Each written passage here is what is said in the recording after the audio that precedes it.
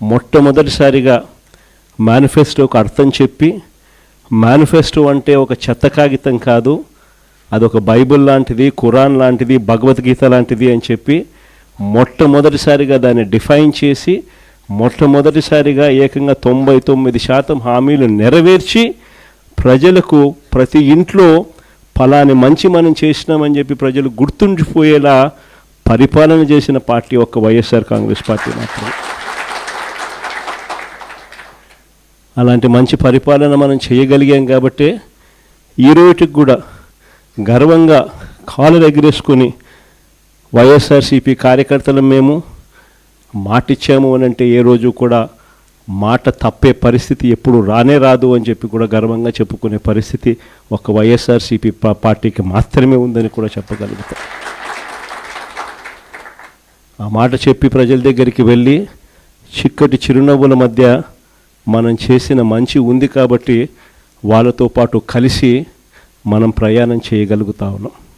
ప్రతి కార్యకర్తకు తోడుగా ఉంటూనే ప్రజలకు అండగా, వారి అవసరాలకు తోడుగా, వారి అవసరాలలో ప్రజల తరపున పోరాటం చేసే బాధ్యతలు కార్యకర్తలు అందరి మీద భుజాలు వేసినప్పుడు అందరూ కలిసికట్టుగా రవి అయితే బాగుంటుంది అని చెప్పి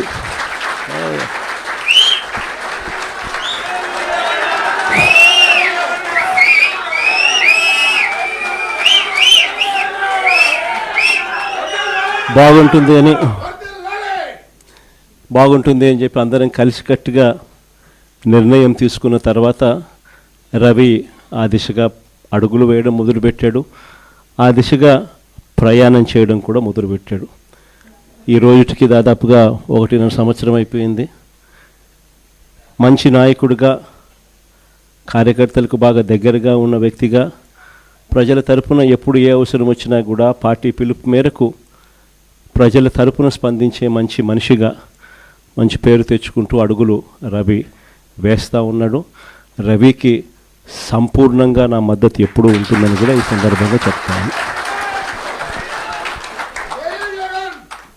ఇక రాష్ట్రంలో జరుగుతూ ఉన్న పాలన గురించి బహుశా నాకన్నా కూడా మీరే బాగా చక్కగా చెప్పగలుగుతారు.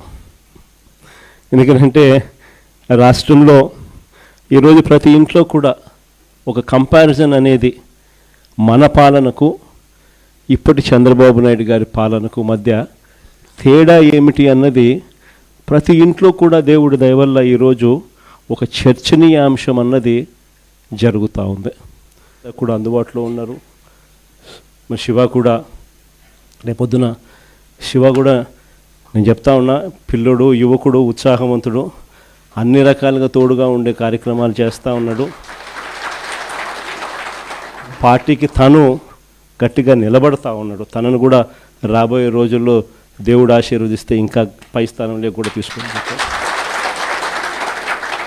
అందరూ కూడా తోడుగా ఉంటారు. జిల్లాలో శివ దగ్గర నుంచి నియోజకవర్గంలో రవి వరకు కూడా ప్రతి ఒక్కరూ కూడా మీకు అండగా ఉండే కార్యక్రమాలు ఉంటాం. ప్రతి ఒక్కరూ కూడా